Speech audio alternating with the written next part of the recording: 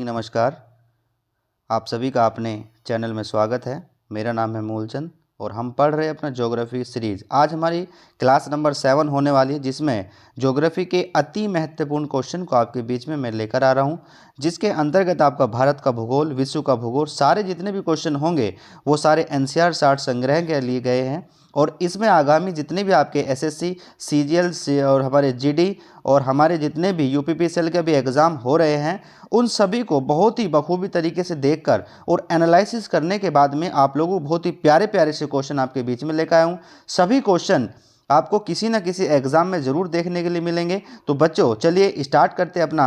आपके लिए पहला क्वेश्चन आपके बीच में था और ये क्वेश्चन वो क्वेश्चन है जो मैंने आपको होमवर्क के रूप में दिया था और कहा था कि इस क्वेश्चन को जरूर कमेंट्स बॉक्स में ज़रूर बताइएगा कि इसका आंसर क्या है। तो कुछ बच्चों ने आंसर दिया, मैं उनका तहे दिल से स्वागत करता हूं। और वो बच्चे अच्छे मेहनती है, डेडिकेशन है और हमेशा तत्पर रहते हैं और वो हमेशा अपने परिवार के साथ में जुड़े हुए हैं। तो पहला क्वेश्चन है, सबसे छोटा महासागर कौन सा है? तो बच्चों अगर हम बात करेंगे सबसे छोटा जो महासागर होता है वो आपका कौन सा? आर्कटिक है। और आप कहेंगे सर सबसे बड़ा कौन सा है? तो बच्चों ध्यान रखिएगा, सबसे छोटा तो आपका आर्कटिक हो गया और सबसे बड़ा जो हमारा होता है वो हमारे कौन सा होता है? तो बच्चों ध्यान रखिएगा, वो हमारा प्रशांत महासागर होता है। और प्रशांत महासागर में ही सबसे ज़्यादा एक क्या आता है? प्रशांत महासागर में ही एक मैरिना ट्रेंच होता है और उस मैरिना ट्रेंच यानी गर्त उसको हम बोलते हैं। वो गर्त की गहराई कितनी होती है? तो बच्चों मैं आपको बताया था कितनी, 11,034 मीटर उसकी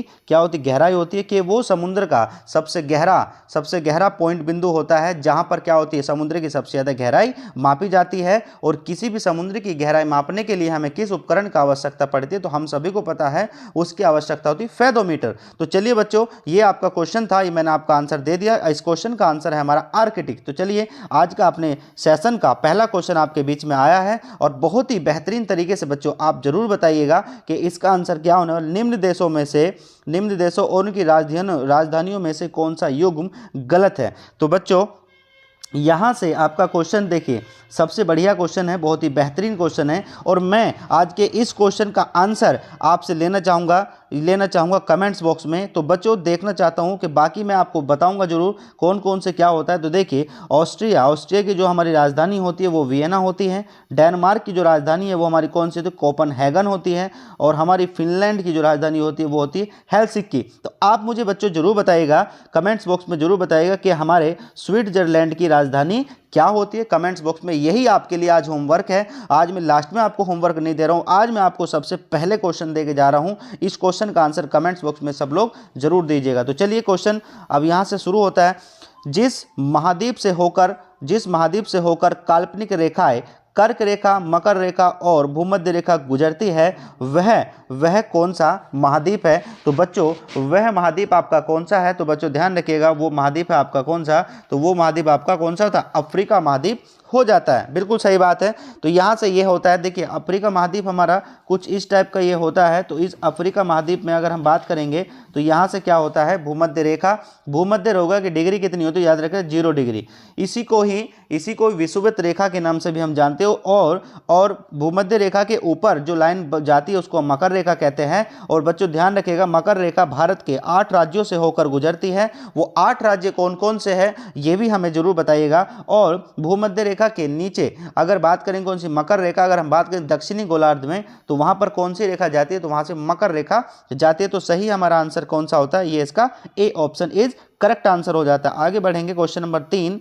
निम्न देशों में से किसमें सबसे अधिक भूमि के प्रतिशत पर खेती की जाती है? बहुत ही प्यारा, बहुत ही शानदार, हर एक एग्जाम में क्वेश्चन इस टाइप का देखने आपको मिलेगा। तो ये क्वेश्चन आपका कौन सा हो गया बच्चों? ये क्वेश्चन हो गया आपका कौन सा? अमेरिका। अगर वहीं क्षेत्रफल की बात करूं तो याद रखिएगा, क्षेत्रफल के हिसाब से विश्व में क्षेत्रफल के हिसाब से सबसे बड़ा देश आपका कौन सा होता है? तो ध्यान रखिएगा वो होता है वो कौन सा बच्चों? रूस होता है। आप कहेंगे सर रूस पहले नंबर पर है, तो आप ये भी बता दीजिए कि हमारा जो भारत है वो कौन से नंबर क्षेत्रफल में आता है? तो बच्चों ध्यान रखें भारत आता है हमारा 7वें नंबर पर। कौन से नंबर पर? 7वें नंबर पर। तो चलिए बच्चों अगर वहीं बात करें हम किसकी? पॉपुलेशन के हिसाब से बात करें, विश्व विश्व में पॉपुलेशन के हिसाब से सबसे बड़ा देश कौन सा पॉपुलेशन के हिसाब से, तो बच्चों वो आपका आ जाता है चीन। अगर वहीं पूछूं कि आप ये बता दीजिए भारत का पॉपुलेशन के हिसाब से कौन सा नंबर है, तो बच्चों ध्यान रखिएगा दूसरा नंबर।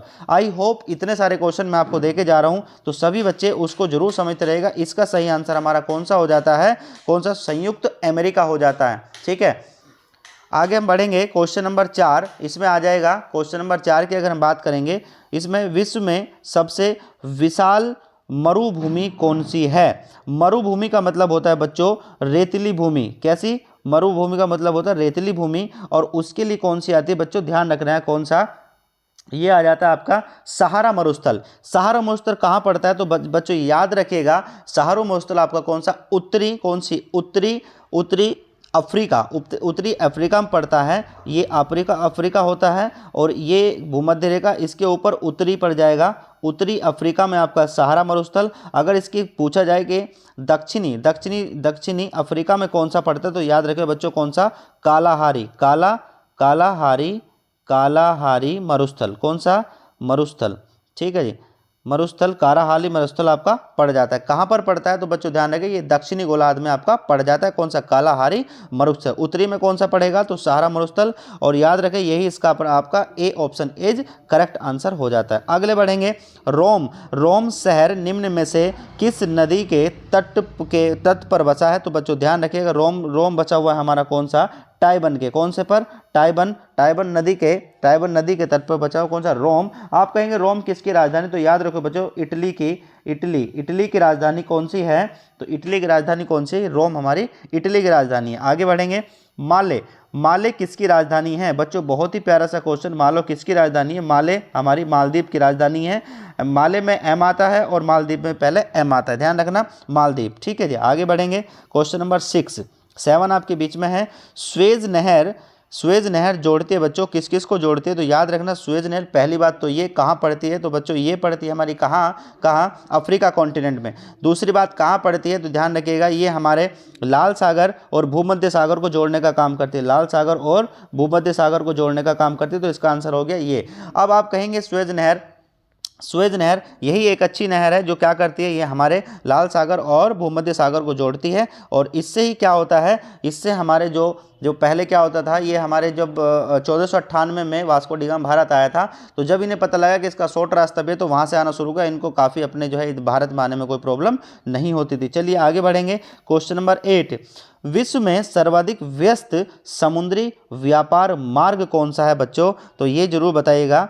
इससे विश्व में सर्वाधिक व्यस्त समुद्री व्यापार मार्ग कौन सा है, तो बच्चों इसका सही आंसर आपका कौन सा हो जाएगा बच्चों, याद रखना कौन सा होता है, अटलांटिक महासागर। ये होता है हमारा किसके लिए, व्यापार के लिए। ठीक है जी, चलिए मृतक, ये क्वेश्चन नंबर 2, मृत सागर यानी कि डेड सी को मृत सागर किस लिए कहा जाता है, बच्चों ध्यान रखिएगा इसलिए क्योंकि इसमें क्या होता है, तो लवणीय की मात्रा ज़्यादा होती है, और जब लवणीय की मात्रा ज़्यादा होगी तो इसमें क्या नहीं हो सकता, इसमें जीवित लोग नहीं रह सकते, यानी कि इसमें कोई भी जलीय जीव नहीं होता। क्या होता है, इसमें कोई भी जलीय जीव नहीं होता, ध्यान रखना। और दूसरी बात, इसमें कोई भी व्यक्ति डूबता नहीं है, वो हमेशा तैरता रहता है, जिसका कारण क्या होता है, सलाइन होता है। किसका मतलब होता है, लवणीय होता है। आगे बढ़ेंगे।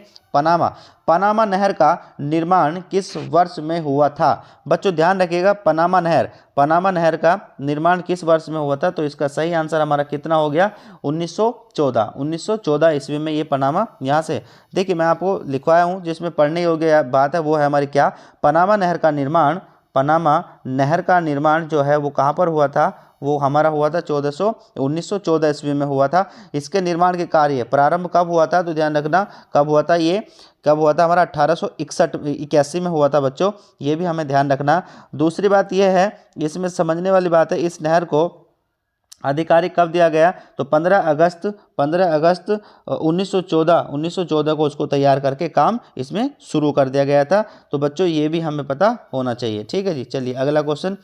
अफ्रीका में असुआन जो होता है, असुआन यानी कि असुआन डैम्प द्वारा बनाई गई झील कौन सी है, तो बच्चों ध्यान रखिएगा, इसका मतलब होता है एक नील पड़ती है कौन सी, तो एक झील वो पड़ती है, नदी पड़ती है, वो कौन सी है बच्चों, वो नील नदी है। कौन सी है, नील नदी है, ध्यान रखिएगा। नील नदी को ही क्या है, तो याद रखना बच्चों, इसी को मिस्र का वरदान कहा जाता है। ठीक है, नील नदी को ही क्या कहा जाता है, मिस्र का वरदान कहा जाता है। अब नील नदी पर क्या होता है बच्चों, क्या होता है, एक डैम पड़ता है जिसका मतलब क्या नाम होता है, असवान डैम। क्या होता है, असवान डैम होता है। और इसी असवान डैम पर, इस असवान डैम के द्वारा एक झील बनती है, कौन सी, नासिर झील। कौन सी होती है, नसीर झील या नसीर झील। तो सही ऑप्शन आपका ये हो जाता है सी, नासिर झील। तो ध्यान रखिएगा, जो नासिर झील होती है वो किस पर बनती है, असवान डैम। असवान डैम कहाँ, किस पर बना हुआ, तो नील नदी। और नील नदी कहाँ पर बनती है, तो नील नदी हमारी कहाँ पर, अफ्रीका कॉन्टिनेंट। और ध्यान रखिए कहाँ से इसका उद्गम होता है बच्चों, तो ये भी हमें पता होना चाहिए, विक्टोरिया झील से इसका उद्गम होता है। आगे बढ़ेंगे।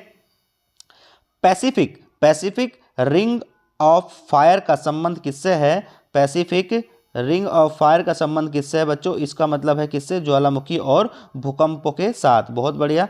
महासागर की गहराई को मापने के लिए किस उपकरण का प्रयोग किया जाता है बच्चों, ध्यान रखना, वो होता है हमारा कौन सा, फेदोमीटर। मैंने आपको स्टार्टिंग में बताया था। ठीक है, अगला क्वेश्चन, सबसे बड़े और सबसे गहरे महासागर का नाम क्या है बच्चों, वही जिसमें गहरा सबसे ज़्यादा कौन सा पॉइंट, जिसमें एक है प्रशांत महासागर। और प्रशांत महासागर है तो वो कौन सा हो गया हमारा, यही हो गया। इसी में गर्त होती है, कौन सी, मैरियाना गर्त होती है। ये भी आपको पता होना चाहिए। निम्न में से किस सागर का खारापन सबसे अधिक है, तो याद रखें, खारापन की मैंने अभी बात करी थी, जिसमें क्या होती है, खारापन की मात्रा सबसे ज़्यादा है, जिसमें आदमी ऊपर तैरता है और जिसमें किसी प्रकार का कोई जीव नहीं रह सकता, तो वो आपका कौन सा, मृत सागर होता है। निम्न में से कौन सा युग्म सही नहीं है, तो बच्चों देखो, बहुत ही प्यारा सा क्वेश्चन है, चारों के चार ऑप्शन मैं आपको बता के चल रहा हूँ।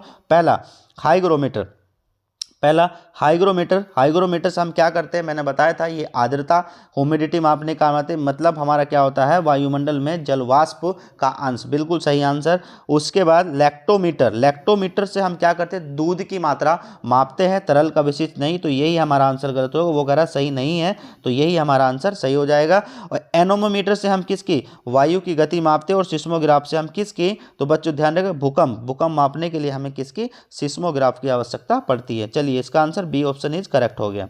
निम्न देशों में से किस देश की सीमा अफगानिस्तान से नहीं लगती है, तो बच्चों कितना प्यारा सा आंसर है, कितना बढ़िया सा आंसर है, आप बताइएगा जरूर। ठीक है, तो इसका सही आंसर हमारा क्या हो जाएगा, ईरान से लगती है, तुर्कमेनिस्तान से लगती है, उज्बेकिस्तान से लगती है, लेकिन जॉर्जिया से नहीं लगती है। तो यही हमारा आंसर क्या हो गया, इसका राइट आंसर हो जाता है। ये भी आपको ध्यान रखना है, किससे, ईरान से लगती है, तुर्कमेनिस्तान से और उज्बेकिस्तान से। बहुत ही बढ़िया, हर बार क्वेश्चन कहीं ना कहीं पूछता है। संसार की छत किसे कहते हैं, कोई क्वेश्चन आए या ना आए, इस क्वेश्चन को इंपोर्टेंट करके जरूर आप लिख लीजिएगा। अति महत्वपूर्ण क्वेश्चन है बच्चों, अति महत्वपूर्ण क्वेश्चन है, आप जरूर इसका स्टार बना के लिखिएगा। और वो होता है कौन सा, पामीर का पठार। कौन सा होता है, पामीर।